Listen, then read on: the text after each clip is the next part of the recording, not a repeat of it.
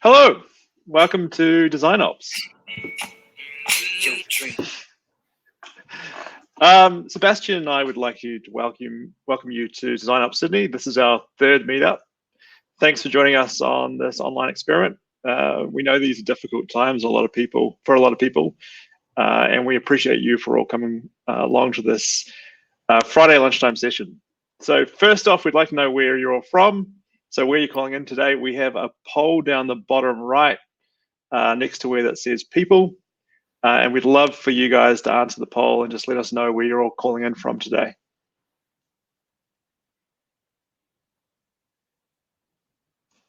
Looks like New South Wales is winning. Victoria's coming up second. We got some people from Queensland, somebody from New Zealand, a couple people from New Zealand, a couple people from USA, and there's someone else from somewhere else in the world. Awesome. Sorry about that category, but somewhere else. It looks like we got a good mix from both New South Wales and Victoria. Cool, and Queensland. So, why DesignOps? We do this meetup to help the community. We're looking to support design leaders, senior designers, and DesignOps folks. We hope to cover sort of DesignOps and design leadership topics that include tools, processes, people, and craft that support design and organization. Today, we will have Dave Malouf speaking, asking the question, is your DesignOps practice healthy? Followed by a few minutes of Q&A with Dave. But before we do that, I'd like to introduce Max, our sponsor from Simply. And I'm going to hand over to Max now.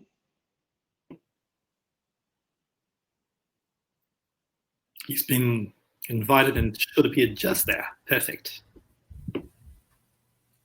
Hello. Hello, Max. Hi, everyone. Thank you all for coming. And I would like to, I'm from the company called Simply, and we are sponsoring today's meetup. We're proud sponsors of today's meetup, and I would like to tell you really quick about the tools that we built. So we built tools for designers, and we provide products for design collaboration, version control, and handoff.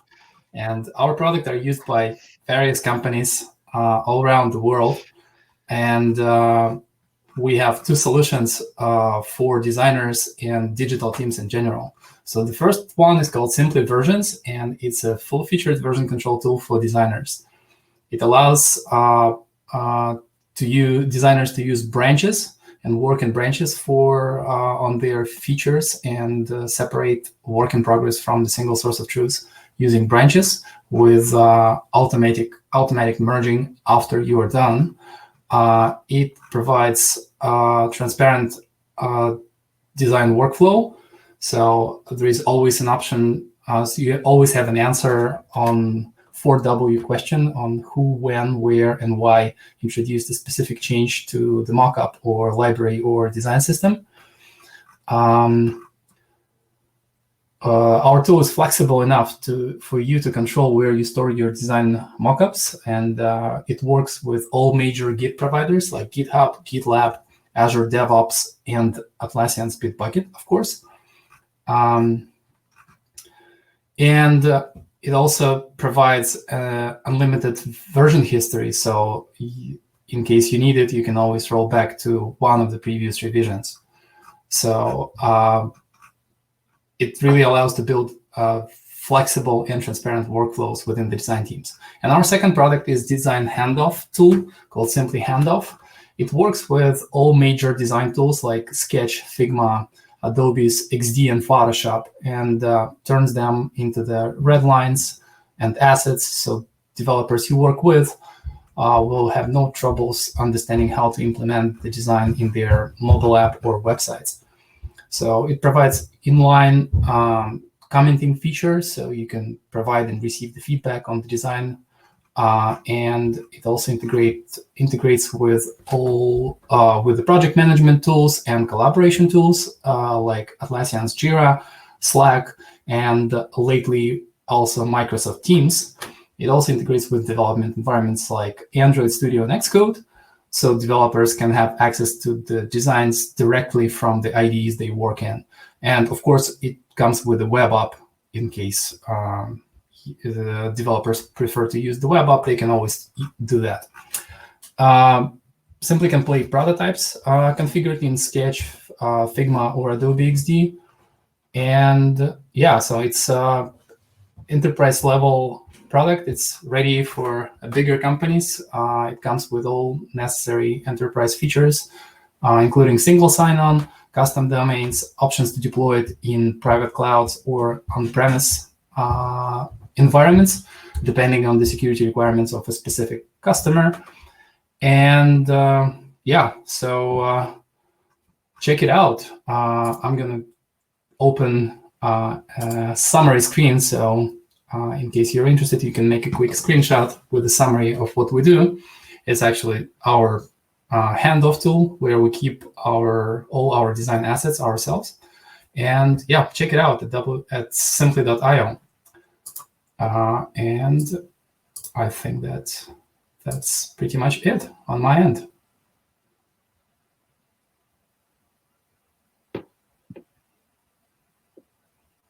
Hello? Cool. Yeah, Max, I think the tool shows me that Ollie is just having trouble reconnecting to the call. So let me just figure out what's going on there. Oh. Very quickly invite him back. Have you? Were you able to see my screen? No, not unfortunately. Oh. In Crowdcast. Oh. Yeah, that's right now. Interesting. Sorry, everyone. Okay. Would you mind if I do like one slide one more time? Bring it up while I'm trying to get Ollie back on. I'm sorry, I'm gonna keep it really, really short. I'll let me know if you can see it now. I think you can, right? We can. Let me just bring it into focus, and you might actually have 30 seconds more while I'm trying to figure out how to.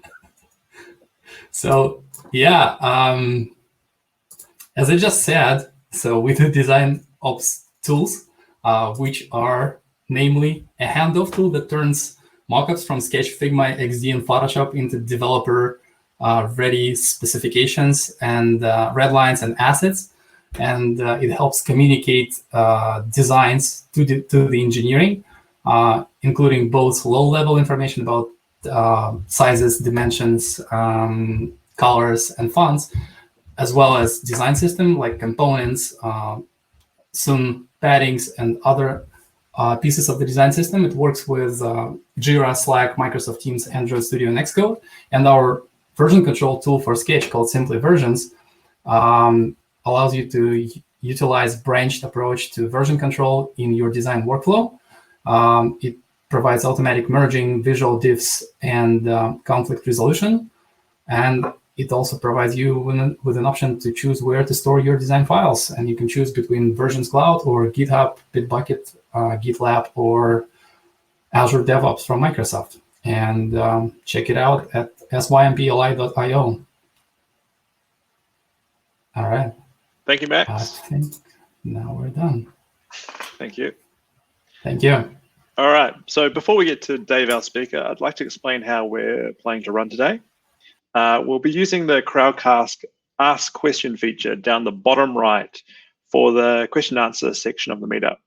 Sebastian, who you've seen earlier, my co-organizer, will be fielding questions during the meetup. Please let him know when you ask the question whether you're okay to speak on camera. If you don't want to come onto stage to ask your question, Sebastian will do it for you. So he'll come onto stage and ask your question for you. All right. Now I'd like to introduce Dave. Dave is currently the Senior Director of Strategy and Operations Design for Northwest Mutual. He's based in New York City. Previously, Dave was an independent consultant and part of the group of humans where he specialized in helping organizations across all market types kick off and design their own design operation practices. His clients include Here Inc. and Boston Consulting Group Tokyo, as well as many others. He has co-authored the Design Operations Handbook by Design Better by Envision. He's the author of What is Design Operations on O'Reilly, as well as the UX Leadership Guidelines on UX PIN. He's the co-founder and co-creator of Enterprise UX, now Enterprise Experience, and the DesignOps Summit. Finally, Dave is the co-founder of the Interaction Design Association. He is a globally recognized keynote speaker, author, and workshop facilitator on the topics of design ops, design leadership, and studio design practice. He helps teach designers how to build strategic, visionary, empathetic, and creative organizations. He'll be speaking today on the topic, Is Your Design Practice Healthy? Welcome, Dave. Hello. Hello. Hello. We had a lot of fun beforehand trying to see if we could even share anything. So let's see if it all works out now. Knocking on wood. I'm going to share my screen. Says I'm sharing. Oh, yes, that works. Now what are you seeing?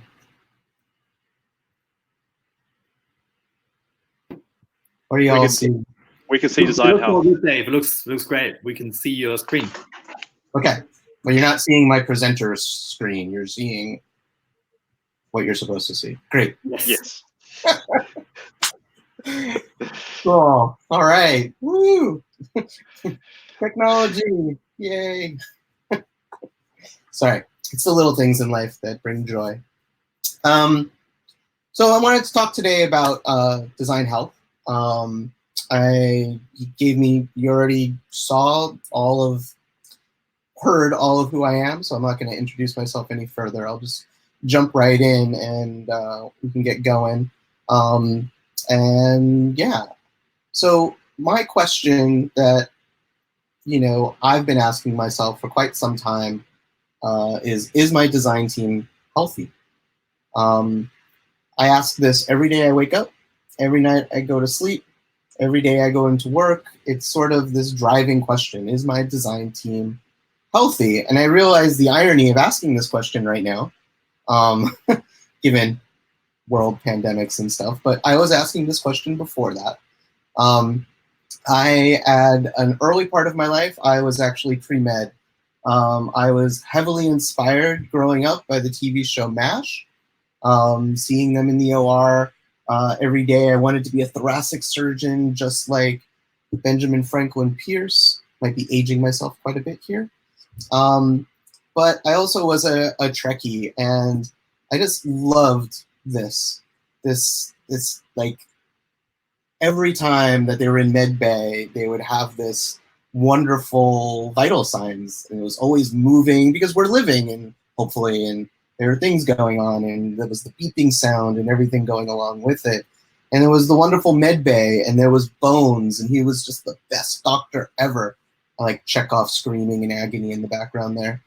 And it was just this thing that I just always was influenced by medical and doctor. And in fact, I actually ended up marrying a nurse practitioner. And so medical is definitely a big metaphor for me in my life. And, my operating room isn't, med bay or even just a regular operating room or a MASH room. My operating room looks more like a studio, a design studio. And actually, it doesn't even really look like a design studio. I don't know what it's like for most of you all, but my operating room looks more like this. Long, open desks, everyone working hard. If we're lucky, we have monitors. Chairs look really cool, though, but like we're really packed in together in that kind of environment. So that's where I'm operating. This is my patient in good case scenario.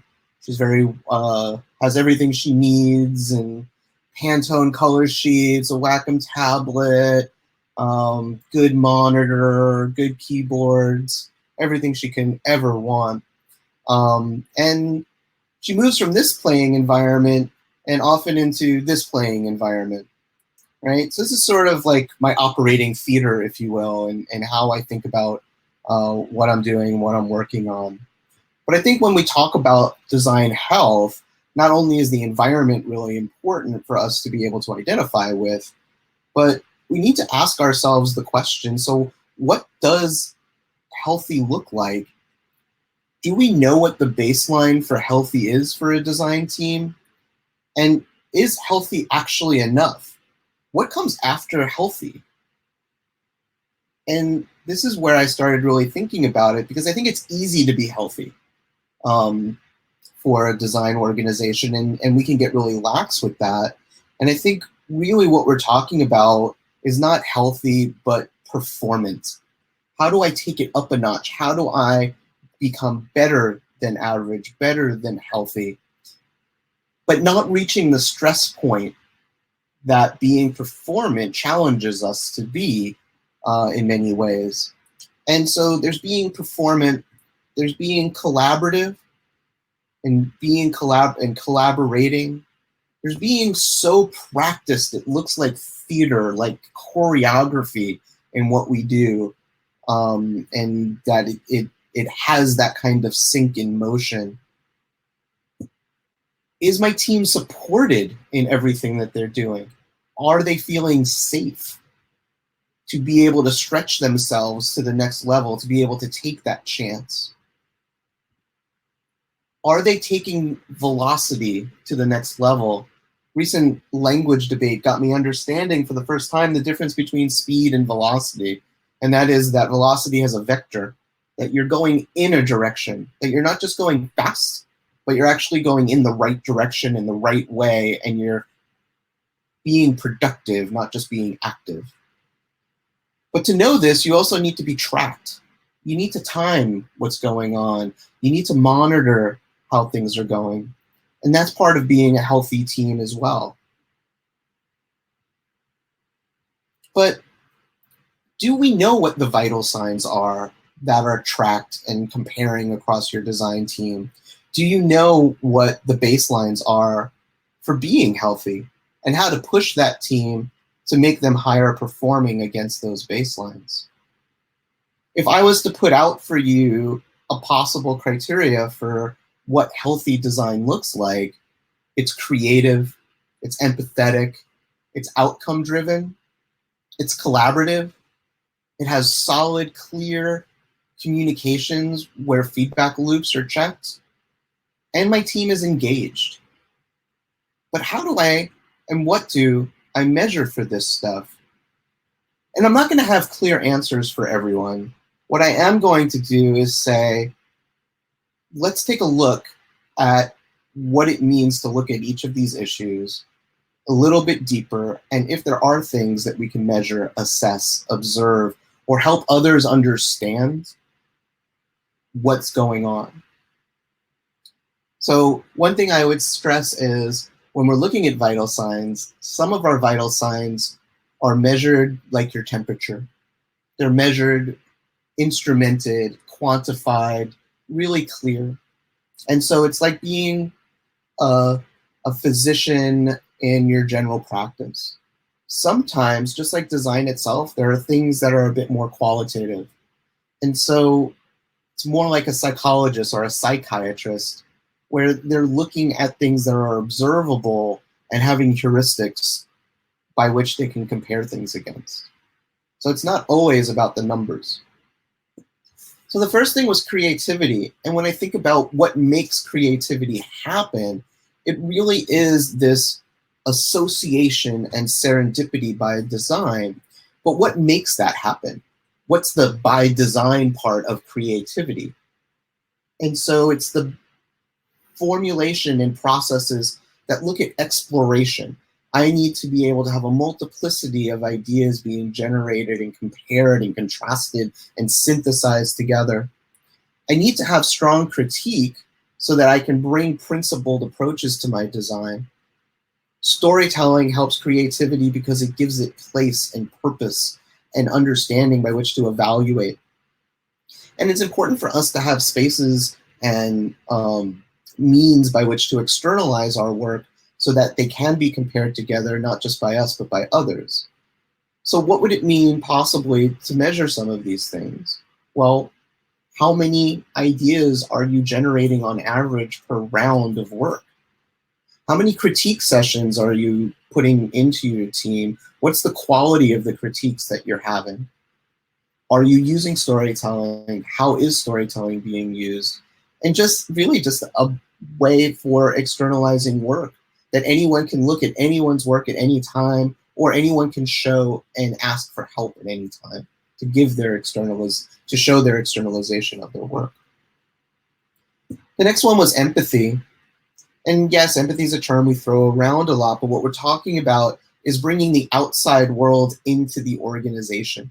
We're observing, we're placing those observations into storytelling again, so that people can understand them in ways that they can convey to others too. There is measurement, there's quantification. We're synthesizing, we're not just relating data. We don't just say what the customer said they want. We're synthesizing the observations and the interviews that we're looking at and coming up with new ideas. And finally, we're interacting with people. And it's the people interactions that really make a difference. I really like the way that Jared Spool talks about everyone in an organization, no matter what role they have, should have a certain number of hours of contact with customers, interacting with the experience that your organization is providing in a regular cadence. I think he says 2 hours every 6 months or every 6 weeks. I forget exactly what it is, so I don't want to misquote. But it is sort of this regular cadence, and you get to decide for yourselves what you and your team can figure out that makes sense for you. Probably one of the most important things any design team could be is outcome-oriented. And we have things that are the outcomes that we're driving towards. Yes, we want to be outcome-oriented towards the business, thus the hockey stick image, but we also have the things that we're in control of, how usable it is, how learnable, is it desirable, valuable, and satisfying? Do people understand? Can it be found? And most importantly, is what you're creating valuable? The next part is collaboration. How do you know that you are collaborating? One area that I've come up with is looking at the total number of design-related user stories in your sprint and backlog against what is output at the end of the sprint. That tells me if design is really collaborating with others. But that's just one kind of collaboration. What are the other ways that you're making sure that you're being inclusive and not just working with others, but co-creating with others, both inside your organization and outside your organization? When we look at communication, there's so many things that we need to be communicating about. There's onboarding and general knowledge management. What are the mission, visions, and goals of your organization as a whole? But do you also have that for your design team? Does everyone really understand their roles and responsibilities? Do we understand the status of the work that we're working on and that our peers are working on? And this has to happen both within our own teams and across teams, and then further out and out and out in the organization. And each one of these things you can measure in surveys and other kinds of mechanisms and instruments that can really help you understand if your team is communicating well. The last one here that I'm going to talk about is engagement. And engagement, to me, is the example about the stress. Is my team not just being performant, but are they being overstressed? Are they being burnt out? Because usually engagement tells me that my team isn't doing what they want to be doing, or that they're being asked to do more than what they should be doing. And so we're looking not just at happiness, which is sort of one of the first things, but are they contributing? Do they feel like they're contributing? Are they providing referrals for whatever open recs you may have? Are they taking an initiative in what it is that they're doing? How much state of flow are you seeing as you walk around your studio environment or your cube farm? Are they distracted, or are they really focused on what they need to be doing? There's so much that we could be doing. There's so much that you can instrument. I can go on and on about all of these things. And you know, it can give examples of things like when you're talking about engagement, you can measure the attrition. not just the attrition of your team, but compare that against the attrition of your organization writ large. Because if your attrition is greater on your design team, now it's your fault, not just your organization's fault. You're not doing something in that case. If you want to look at your usability and create baselines or do heuristics so that you can understand your outcomes, you can do that. You know, there's ways of codifying how we work and how we move forward as organizations in terms of things like SUS or, you know, creating your own heuristic standards that allow you to say, here's where we are, or here's where we were, and here's where we're going. Did we make it better? Are we moving forward in some way? So I know this went really quick, a lot quicker than I thought it would go, given those 26 slides that I just went through in like 15, 20 minutes. But I would love to have a conversation about these things and allow you to ask questions along the way. So thank you for listening. And I would love to hear your thoughts and hear your questions so we can dig deeper or talk about anything. So thank you. Thanks, Dave. We might get some people up to ask you some questions now. All right. All right. Is there anybody in the... We don't seem to have any questions just yet. Oh, come on. I'm staying up late for this.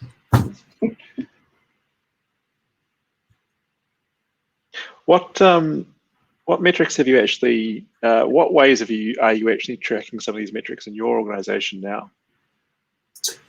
Yeah, so we're actually on a big kind of creating our vital signs right now. And I've been in my current role for about 5 months now. So it's been a short journey, but it's been really rough because it's been like intense. But one of the things that we've been measuring is engagement for sure.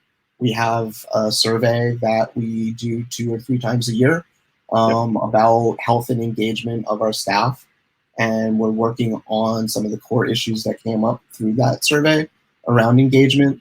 The 2 biggest issues were really about role understanding, that titles are really confusing, and the way we've communicated our ladder, it was in place, but people didn't really understand their place in it. And it's really been an issue that has impacted everything from hiring all the way through to promotion and giving feedback to people. So we've been rebuilding our ladder based on that information, and we'll do a new measurement against those things. Mm-hmm. I've been slowly working on instrumenting how we're going to be doing time spent designing versus time doing operations. We really want to increase the amount of output, so the volume of output in our organization to start creating better economies of scale. So some efficiencies there. And so we're working on trying to understand how much people are stuck doing operational work, how much are they really doing design work, and can we get folks to really do more design and less operations, and what are the ways that we can help them with that? So first we want to understand how much time it's being spent there. The next one is we're creating our own heuristics based on brand new principles that the organization has put together. And so first thing we're going to be doing is cutting across the organization to be creating those heuristic baselines. And then as we do new iterations of products quarterly, we'll be doing new measurements for each of those products to see how we're progressing. Cool. Awesome. All right, some questions for you. 5 questions. Hey, Dave. Chan here. How you doing? Hey, how you doing? Good to see you. First, most important question is, when are you coming back to Melbourne? We want another workshop. And I have no plans to cross the ocean anytime soon. I have to say that I have actually 2019, I did more travel than I did at any point in my career. And part of it was early 2019 when I visited y'all. But I have not left the country really since 2019 ended. And it's been a good 6 months of domestic tranquility. It's been a good rest, but I'm always a little itchy. And so we'll see what happens. Yeah, it's always 2021 and beyond. Absolutely. Well, I hope you're staying safe in New York. But I do it does pose a question when we come out the other side of this. What do you think in terms of design health? I know Twitter announced the other day that they're allowing employees to work from home permanently. Yep. What do you think that will do for design organizations where half the people might be opting to work from home, half might be in the office? How do you think that's going to play out? That's my talk at the DesignOps Global Conference. Okay. This month. I think designing remote design is going to be the next big challenge. I think what Figma has done, for example, has been amazing, right? Getting that Google Docs feel into a design tool has just leapfrogged everything, and from what I've seen and what I can tell, it puts people on track for that kind of collaboration, asynchronously and in real time, in just great ways. I think what is still missing from a distributed design organization, no matter how you're distributed, if you have more than 100 designers, you're distributed, right? Like you aren't next to each other in the same way. And yes, there's a big difference between multiple time zones and multiple feet, but it still does create that distancing. But I think it's what I have been calling this passive transparency, where I get to walk around the studio and just see the externalized work. Yeah. Oh no, we lost Dave. We lost Dave. Hopefully he'll be back online. Well, I might jump out and Ollie let you. Fixing that. Oh, here he is. He's back. Sean, I might take you over stage and get the next person to ask the question. Yeah. You know what was really funny is that I was actually seeing myself talk. That was really interesting.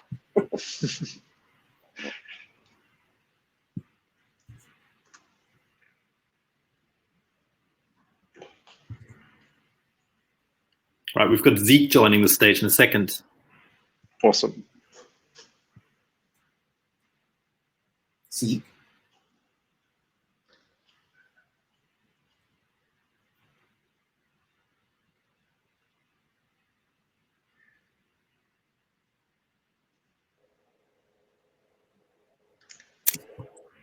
Hello, Zeke. Hey, can you hear me? Yes. I can. Cool. Hey, Dave. Thanks for giving us your time, and hopefully you can get back to bed soon. My question for you is, first and foremost, I'm a product manager, not a designer, so I'm kind of infiltrating this group.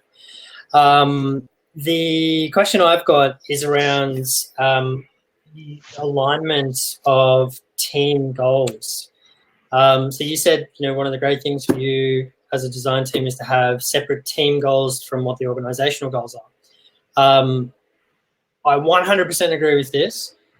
The thing that I wanted to ask is, how do you go about keeping those team goals aligned when you've probably got guilds of product managers and product owners with their own team goals, the organizational goals, design teams, dev teams? How do you keep all of these sets of goals aligned without it becoming an operational burden and overhead?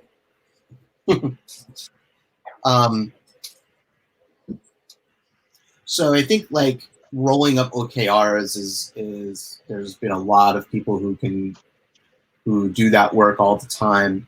And the way that we set up our OKRs, and we use OKRs as our system of goals, right? So we have objectives and key results.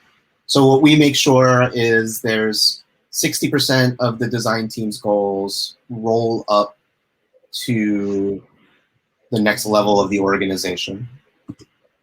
Then the remaining 40% of our goals, depending on the team, we make sure that those teams are rolling up with their partners, because it's a complicated org chart. I can't really, it splits in silos and it's complicated, but beautiful matrix. 20% of the design goals are about making the design organization better. So, you know, not that you don't want that as a product manager, but you're never going to put that as one of your OKRs. So we have to be responsible for ourselves to a certain degree, but the 60% is always focused on the business, and focused on trying to roll up to, trying to roll upward towards our management structure. So the head of design rolls up into our chief customer officer, who's sort of like, in layman's terms, probably like the chief digital officer. The way that, because we're a financial services company, so the business is sort of run separate from digital. And so, but then our, and product management runs up through him to him as well. But the business has its own goals. And so that's where we try to make sure we line up at least 20% as well. Cool. Awesome. That's sort of that flag off in the distance to keep you aligned to. That's cool. Thanks, mate. Yeah, sure.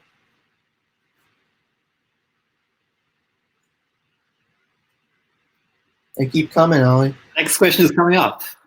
We've got, I believe, Melissa's the next one. That's right.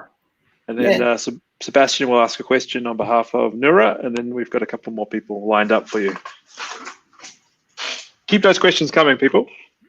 Hello, Dave. I'm Mel. Thanks for your time. I'm curious about how you have conversations with your team around their personal and professional development. Like, so how do you help the health of your team through those individual conversations? And maybe workshops or activities around that. Yeah. So I am very interested in individual goals of people. So I go out of my way to ask people all the time, like, what do you want to be in 5 years? And like, let's figure out how to get you there. I'm very direct in that kind of way about it. I'm also very honest with people about that the realities of any organizational structure is that it's a pyramid. And if your growth is strictly management oriented, that let's figure out how to get you to the best possible place possible so that you can work anywhere at the level that you want to be. Maybe continuing in your organization, but it's a pyramid. And so if everyone in the organization all wants to go up, that would mean a square. But it's a triangle and there's a peak at the top. So I want to be real with people about that. I'm talking to some people right now, and what I ask them to do as an exercise is find the job description that makes you hungry, and let's figure out what your gaps are, and let's fill those gaps together and come up with a development plan to do that. Cool, that's a good way to focus and get pumped. So that sounds awesome. Thanks.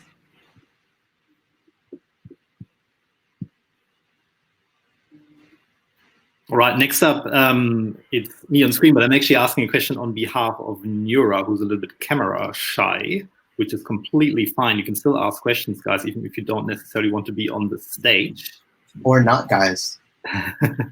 Nura is asking about the element of collaboration, and specifically, how do you balance collaboration when you find that you're dealing with a coworker who's overly competitive? Oof. Toxic personalities. It can be competitive. It could be a lot of different things. Sorry to overgeneralize. Whew.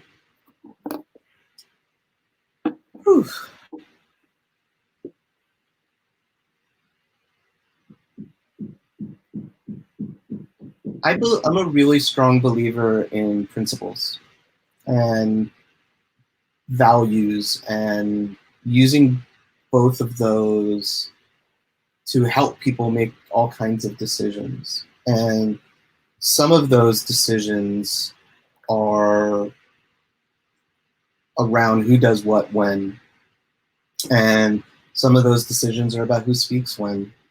And you know, I will be pretty frank with people here, that, you know, I've been in situations where it wasn't about even competitiveness. It was, quite honestly, it was about patriarchy and guilty, you know, doing behavior that was not leading to a lot of people to be included. And we had to change our values directly and call each other out when we broke our values. As a leader, I now hold to values and ask people to hold me to values. And I think that's the main thing, is to hold yourself to the values that you want to have declared. So if competitiveness is not something that is part of your organizational's values, some organizations, quite honestly, they love competitiveness. They want people at each other's throats, right? But if your organization is not competitive, you know, come up with the structures that allow for that criticism to be said, allow for, you know,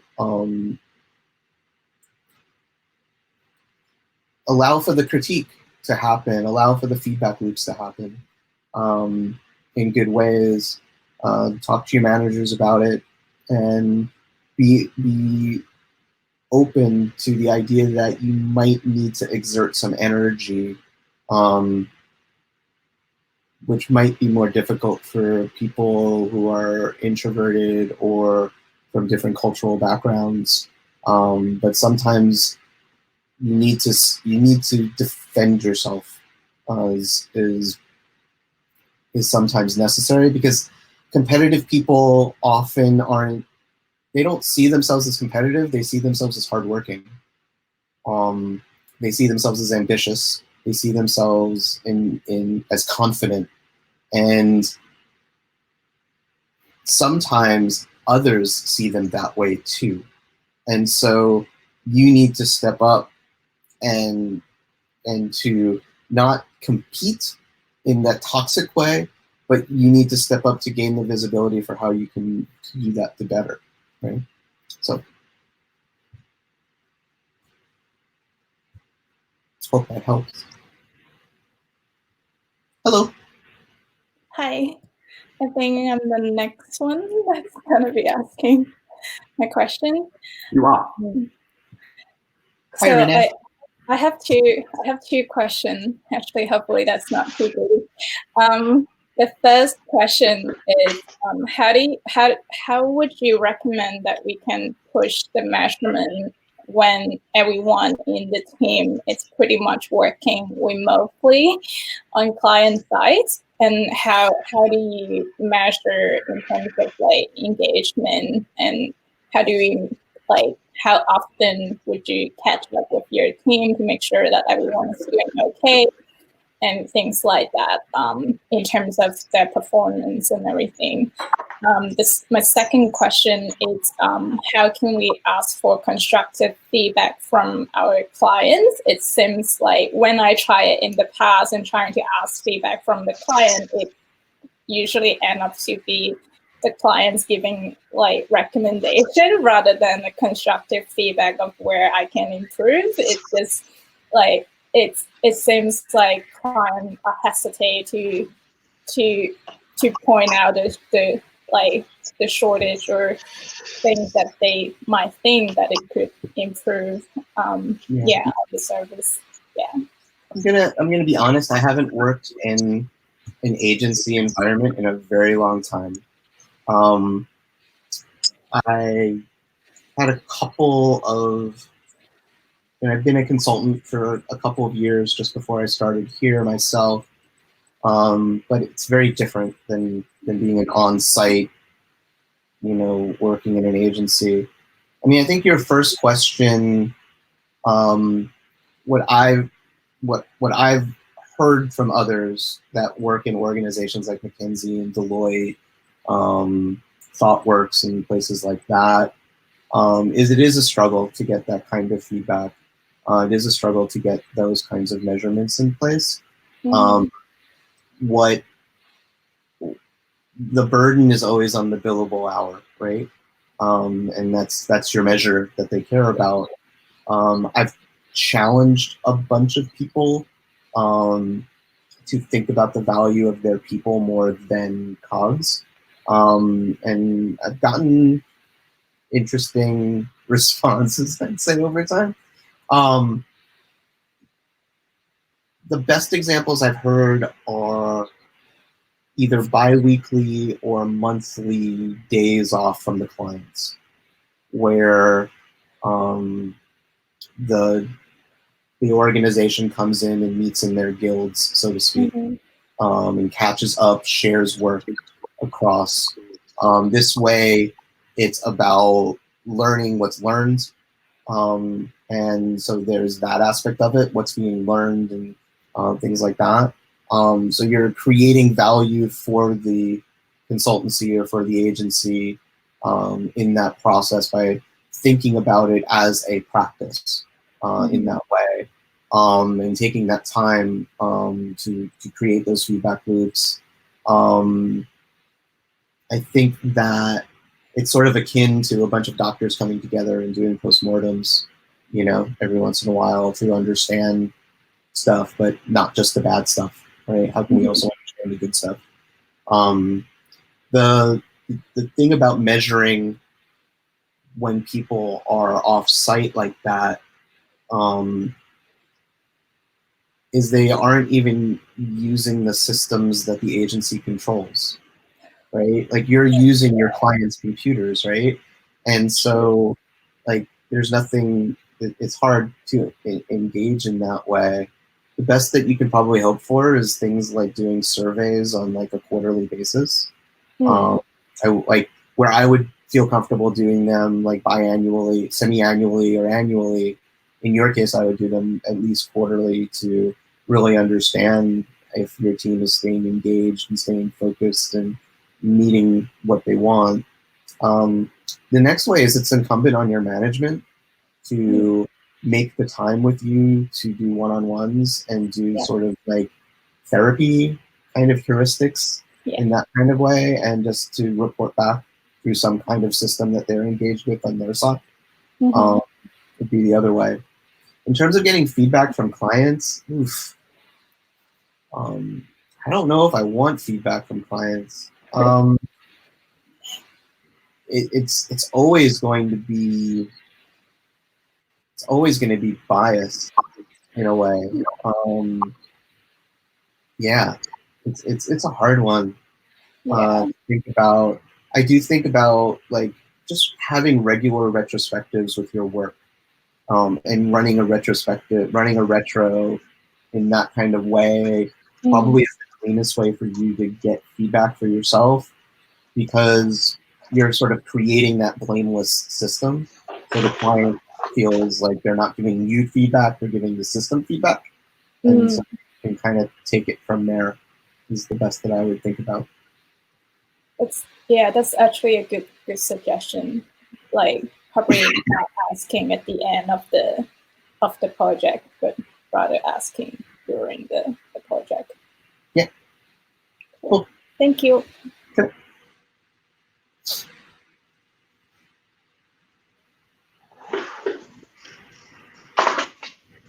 All right. I think that was the last question for you, Dave.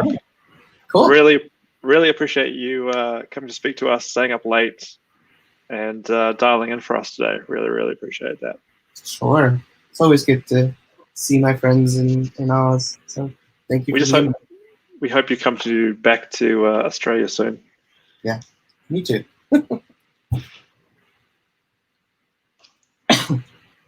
Hi, Dave. I think Hey, John. That was quick. I'm not really sure what happened there.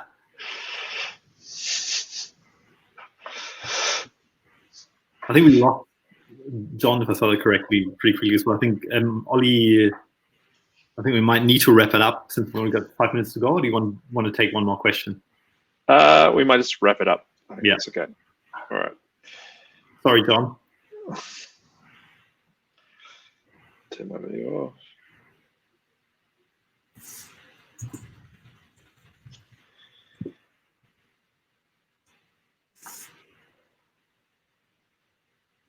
Can you all see my screen now?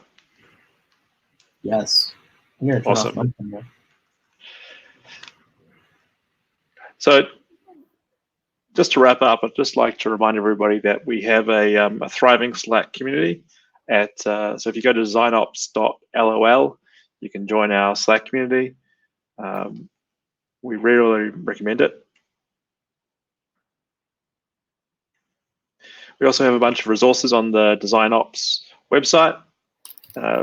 Feel free to go and have a look. And this is just the Sydney organizers. Myself, I'm a freelancer at Fergus. Sebastian is running playbookdesign.co, and Maria Edwards is working at Woolies X. And so we'd just like to thank you all. So I'd like to thank Dave for staying up to speak to us, Sebastian for organizing the meetup, Shana Armstrong for helping us with the technical aspects, which was really, really appreciated. I'd like to thank you all for coming, and we look forward to seeing you all again in the near future. Thank you again. Thanks, guys. Thanks, Dave. Have a great weekend.